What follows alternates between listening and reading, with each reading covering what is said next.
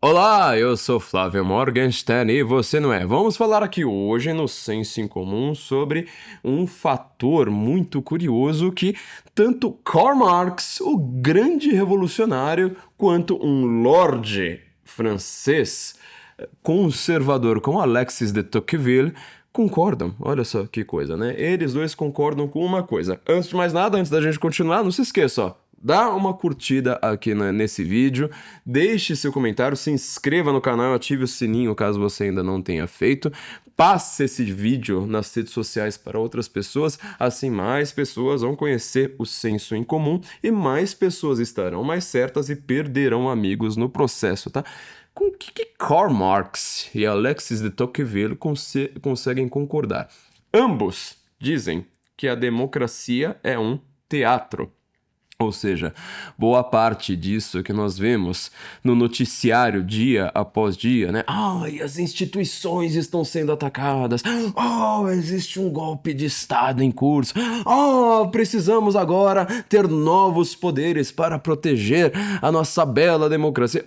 Quase tudo isso aí é algo teatral. Olha que coisa curiosa. Tocqueville era um lorde basicamente do velho regime francês, que viajou para os Estados Unidos para escrever a sua grande obra A Democracia na América, no qual ele está tanto fazendo críticas quanto fazendo elogios, explicando para os europeus o que estava acontecendo nos Estados Unidos naquele momento. E olha que o objetivo oficial dele era estudar o sistema prisional americano, e aí a partir do sistema prisional ele chega os seus grandes pensamentos e análises sobre a própria democracia americana, que naquele momento, né, já poderia ser chamada de fato de democracia, não mais de uma república como era originalmente concebida, principalmente a partir da presidência de Andrew Jackson, né?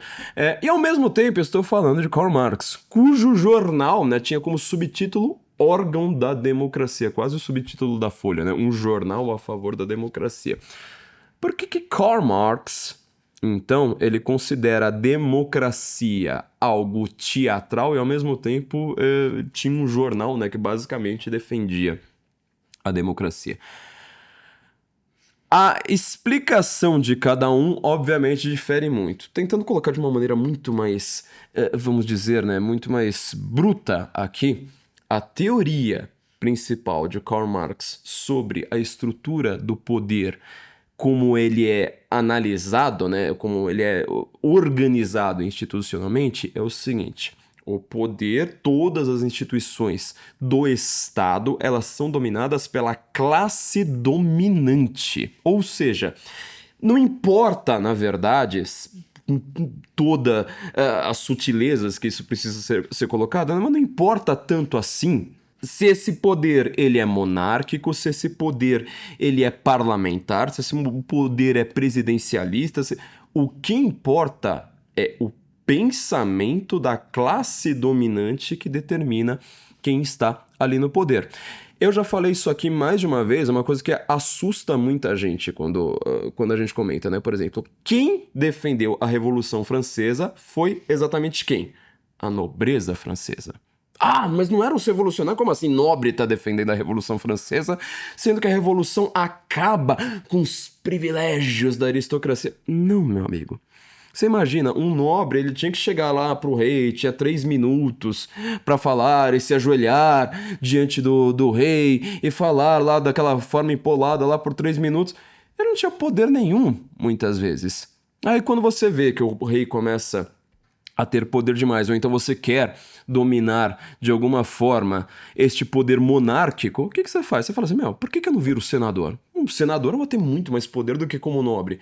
Você vai vendo os sobrenomes das famílias que vão criar essa tal dessa democracia, o poder do povo, o povo agora está sendo representado lá no poder. São os mesmos nomes. Interessa mais ou menos a crítica ali de Karl Marx. Quer dizer, se você tem uma classe dominante com uma consciência de classe, que ela é, vamos dizer, aristocrática ou oligárquica, não adiantou você defender a democracia. Olha aqui para o Brasil, portanto, os sobrenomes das pessoas que estão de fato nos cargos que determinam o poder. Não é a quantidade de deputados que aparecem na Câmara dos Deputados. Não. É a presidência da Câmara dos Deputados. Isso aí não muda. Presidência da Câmara dos Deputados está sendo dominada pelos mesmos sobrenomes faz 300 anos. Foi a mesma coisinha aqui no Brasil. Ah, por que a gente vai continuar com esse imperador aí? Não, vamos lá, se livra do imperador, nós vamos ter muito mais poder concentrado na mão dessas famílias oligárquicas.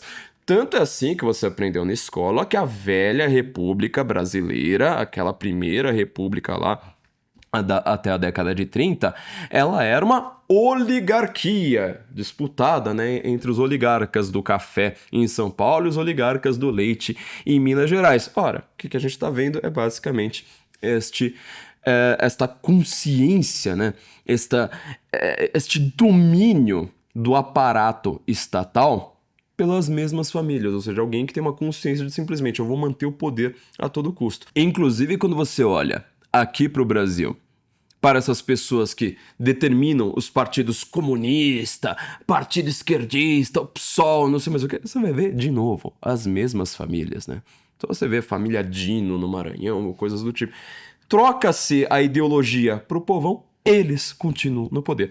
Já Tocqueville, ele pensa uma coisa um pouquinho diferente, mas que acaba sendo um adicional aqui pra gente.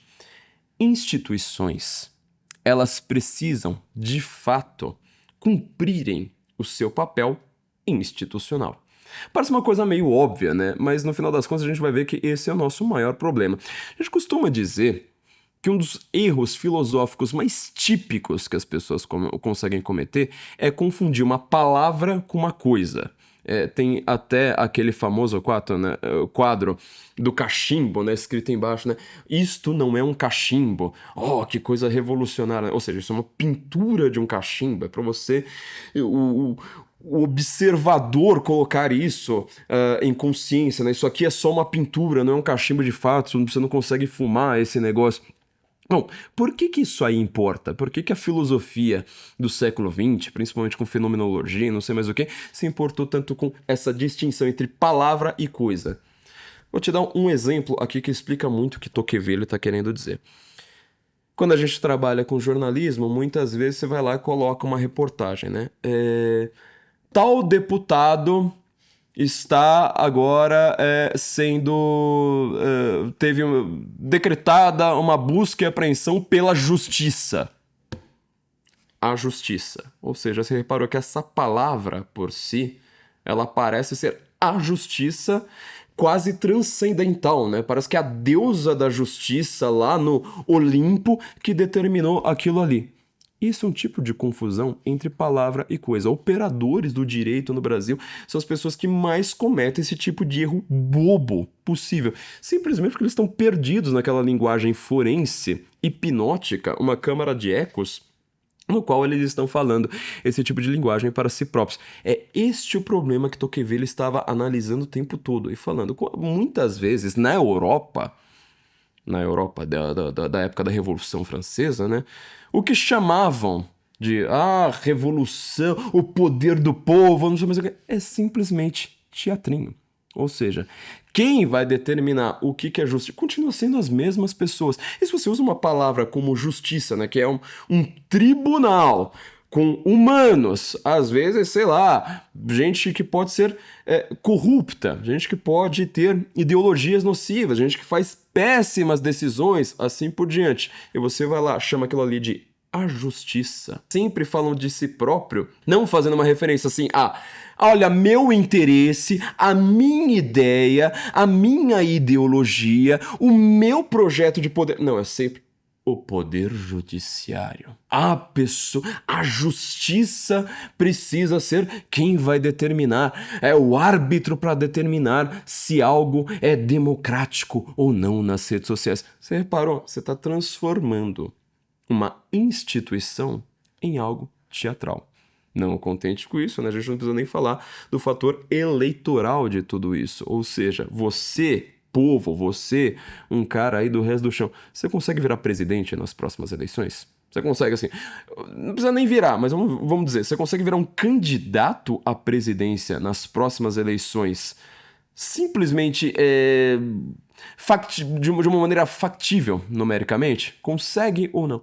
Não, você vai reparar que toda a burocracia, essa grande análise do Tocqueville, falando sobre a democracia americana, né? A burocracia, o estamento burocrático tem N formas de te deixar à margem. Quer dizer, no máximo você vai conseguir virar um vereador, um deputado meio apagado. Você não consegue galgar esta estrutura burocrática simplesmente porque tudo isso aí é uma coisa meio teatral, para falar assim, olha, eu estou protegendo a democracia, ou seja, estou protegendo o povo, né? Estou protegendo a liberdade, estou evitando que você tenha censura, que você tenha medidas ditatoriais de um estado policial batendo a sua porta simplesmente porque você discordou de um político.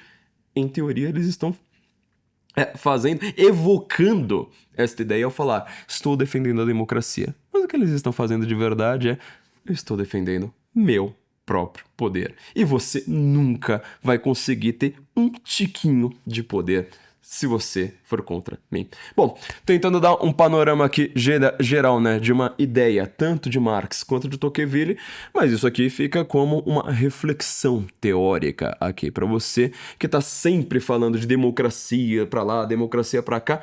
Aplica isso aqui. As 10 próximas notícias que você for ler lá no G1, Folha, aqueles jornais da velha mídia, sabe, todos mofados, que só ficam repetindo democracia, democracia, democracia, democrático, antidemocrático, democracia, democracia, você vai reparar que só vai faltar um único fator. A mídia. A mídia é justamente quem dá o aspecto mais pitoresco, né? Eu diria até que é, vamos dizer, um picadeiro em todo este teatrinho da democracia. Bom, se você gostou do vídeo, se inscreva aqui no canal, nós temos muitas coisas a serem comentadas, temos a nossa livraria do Senso em Comum aqui, não se esqueça também, né, obviamente, para quem gostar aqui, nós temos o nosso curso, a Formação Senso em Comum, tá dentro da Cursology, o link tá aqui na descrição, você vai aprender muitas dessas coisas aqui com a gente por lá, então se inscreva também na Formação Senso em Comum para você poder apoiar esse canal, a gente poder fazer mais vídeos como esse. Nos encontramos então em breve e Guten Morgen, Brasília.